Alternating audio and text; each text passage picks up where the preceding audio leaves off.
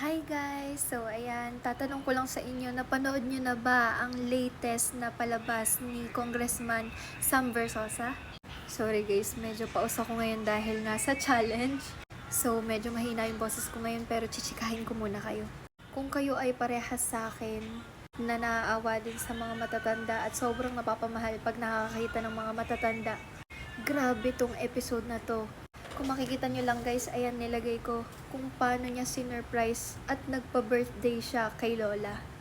Dahil alam niyo naman guys, yung mga lola natin sobra silang natatouch kahit sobrang maliit na bagay pa yan. Kahit maliit na bagay, regalo, sobra nilang hindi makakalimutan yan at sobra kanilang ma-appreciate.